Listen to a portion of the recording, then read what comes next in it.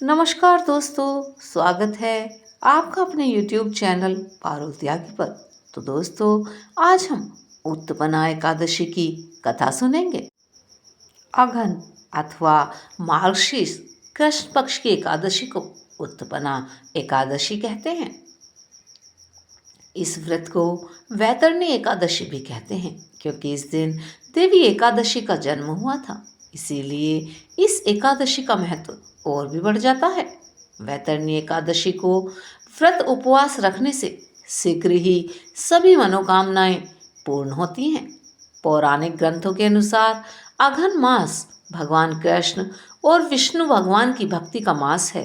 इस दिन श्री विष्णु भगवान के शरीर से माता एकादशी उत्पन्न हुई थी। अतः इस दिन कथा सुनने और पढ़ने का विशेष महत्व माना गया है।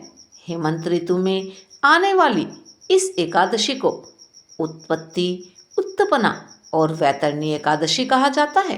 कहीं कहीं पर इसको ग्यारस माता भी कहते हैं। वैतरणी एकादशी अर्थात उत्पन्ना एकादशी के बारे में जब धर्मराज युधिष्ठिर ने भगवान श्री कृष्ण से पूछा तो उन्होंने इस कथा को बताया। वैतरणी एकादशी की इस कथा के अनुसार सतयुग में एक मूर नामक दैत्य था, जिसने इंद्रदेव सहित सभी देवताओं को जीत लिया।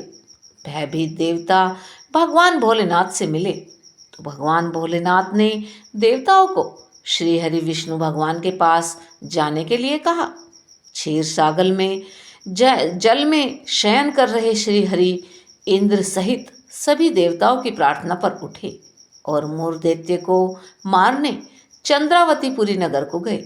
सुदर्शन चक्र से उन्होंने अनगिनत दैत्यों का वध किया। फिर वे बद्रिका आश्रम की सिंहावती नामक 12 योजन लंबी गुफा में सो गए। मूर ने उन्हें जैसे ही मारने का विचार किया, वैसे ही भगवान श्री हरि विष्णु के शरीर से एक कन्या निकली और उसने मूर दैत्य का वध कर दिया। इस पर श्री हरि ने उस कन्या को, जिसका नाम एकादशी था, बताया कि मूर को श्री हरि के आशीर्वाद से उसने ही मारा है। खुश होकर श्री हरि ने एकादशी को सभी तीर्थों में प्रधान होने का वरदान दिया। इस तरह भगवान विष्णु के शरीर से माता एकादशी के उत्पन्न होने की ये कथा पुराणों में वर्णित है। इस एकादशी के दिन त्रिस्पर्शा यानी कि जिसमें एकादशी, द्वादशी और त्रयोदशी तिथि भी हों, वह बड़ी ही शुभ मानी जाती है।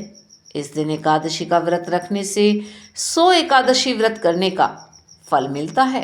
तो इस प्रकार हमारी ये कथा समाप्त हुई। बोलिए श्री विष्णु भगवान की जय हो। आइए अब जानते हैं कि एकादशी के दिन भोजन क्यों नहीं करना चाहिए। भगवान ने घोषणा की कि एकादशी के दौरान देवी के इस महान कार्य के कारण पूरे जगत में कोई भी पाप नहीं रहेगा। लेकिन पाप तो पहले से ही है।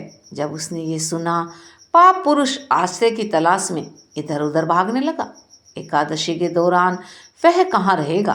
वह जहाँ भी गया, सभी ने उसे आश्रय देने से इनकार कर दिया। अंत में भोजन एकादशी के दौरान उसे आश्रय देने के लिए सहमत हुआ। तो एकादशी के दौरान सभी पाप भोजन में आश्रय लेते हैं। जो कोई एकादशी के दौरान भोजन करता है, ये पाप उस व्यक्ति में प्रवेश कर जाते हैं और रोग, समस्या, हानि, परेशानी इत्यादि बन जाते हैं। एकादशी देवी को विष्णु कन्या भी कहा जाता है, क्योंकि वह भगवान की मानस पुत्री हैं। उनकी मूर्ति पुरी जगन्नाथ मंदिर और द्वारिका धाम में है। भगवान के धर्म की रक्षा के लिए जितने भी अवतार हैं, वे सभी एकादशी के दिन ही हुए हैं। इसीलिए यह दिन इतना पवित्र माना गया है। गालव मुनि का भद्रशील नाम का एक पुत्र था। भद्रशील ने छोटी उम्र से ही एकादशी व्रत का पालन शुरू कर दिया। मुनि ने उन्हें ऐसा करने के लिए कभी नहीं कहा था। एक बार मुनि ने भद्रशील से पूछा कि उन्हें इस व्रत को करने के लिए किसने कहा है। तब भद्रशील ने कहा कि मैं कई जन्मों से एकादशी का व्रत करता आ रहा हूँ। आमतौर पर किसी को भी पिछला जन्म याद नहीं रहता। जब तक आप माँ के गर्भ में रहेंगे, तब तक आपको अपने पिछले जन्मों की याद रहेगी, लेकिन जन्म से ठीक पहले ये स्मृति मिट जाती है। लेकिन भद्रशील को अपने पिछले जन्म की याद उस समय भी थी। ये एकादशी व्रत की शक्ति थी जिसका वे पालन करते थे। वे एक पूर्व जन्म में धर्मकीर्ति नामक राजा थे। धर्मकीर्ति बहुत क्रूर था, उसे कोई पसंद नहीं करता था। ऐसा कोई पाप नहीं था जो उसने ना किया हो। एक बार वह अपने सैनिकों के साथ शिकार पर गया। उसने एक हिरण को देखा और अपने सैनिकों को उस हिरण को चारों ओर से घेरने के लिए कहा। राजा ने कहा कि जो भी हिरण को भागने देगा उसका पूरा परिवार मार दिया जाएगा। हिरण ने यह सुना और सोचा, बेचारे सैनिक, मैं उनसे किसी को भी कुछ होने नहीं दूंगा। हिरण राजा के पास से निकल भागा। राजा ने हिरण का पीछा किया। सूर्यास्त होते राजा एक घने जंगल के अंदर फंस गया। हिरण कहीं दिखाई नहीं दे रहा था। राजा ने एक पेड़ के नीचे रात बिताई। उसने दिन भर ना कुछ खाया ना पिया। उसके चारों ओर खतरनाक जानवरों के गुर्राने की आवाजें सुनाई दे रही थीं। वह सो भी न सका। राजा ने डर से श्री हरि विष्णु भगवान से प्रार्थना करना शुरू कर दिया। फिर सुबह होते ही उस राजा की मृत्यु हो गई।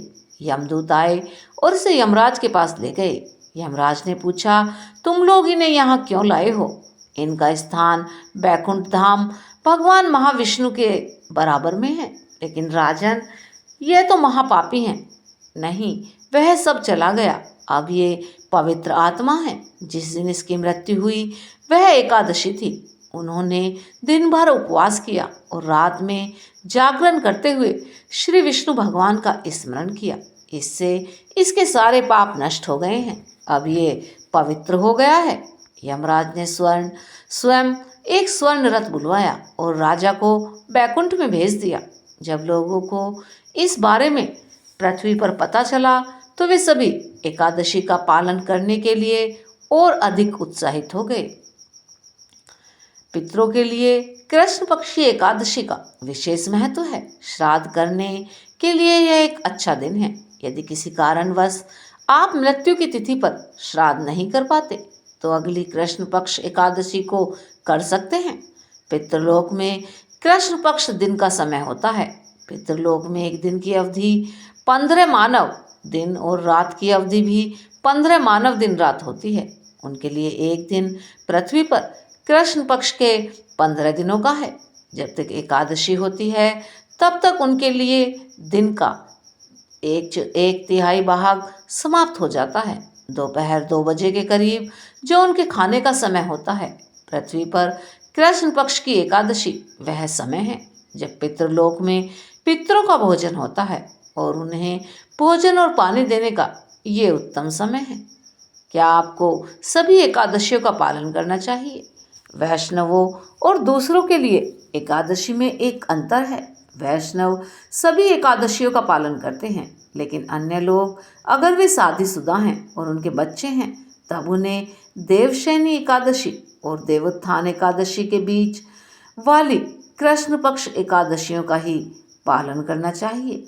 महिलाओं को जो विवाहित हैं उपवास के पालन और एक और नियम है जो उन्हें पूर्ण उपवास नहीं करना चाहिए। व्रत के दौरान उन्हें फलाहार अवश्य करना चाहिए।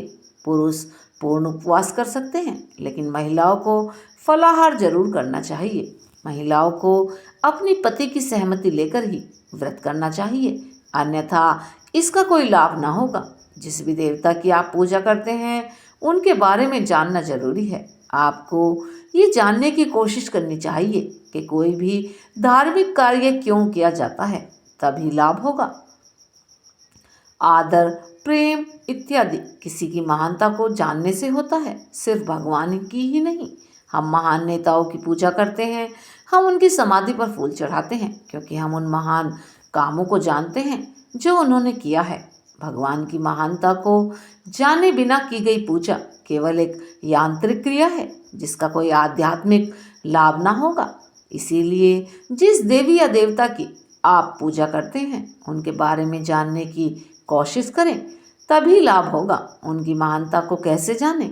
उन्होंने जो किया है उसके बारे में सुनकर या पढ़कर इसके साथ पूजा करके देखिए, आपको जल्द ही एहसास होगा कि आपकी प्रार्थनाओं का उत्तर जल्दी मिलने लगा है। आप महसूस करेंगे कि आपकी पूजा कहीं और ज़्यादा सुखद और लाभकारी है। इसीलिए हर व्रत में, हर पूजा में कथा पढ़ने का और सुनने का विधि विधान है। इसीलिए आप जो भी व्रत करते हैं उसमें आप कथा अवश्य ही पढ़ें। पढ़ नहीं सकते तो सुने। तो दोस्तों, आपको ये हमारी कथा कैसी लगी प्लीज़ कमेंट करके बताएं। अगर अच्छी लगी हो तो लाइक और शेयर भी करें, और जिन्होंने अभी तक चैनल को सब्सक्राइब नहीं किया है वो हमारे चैनल को सब्सक्राइब करें। और हाँ दोस्तों, ऐसी ही कथाएं सुनने के लिए हमारे चैनल पर बने रहें। धन्यवाद दोस्तों।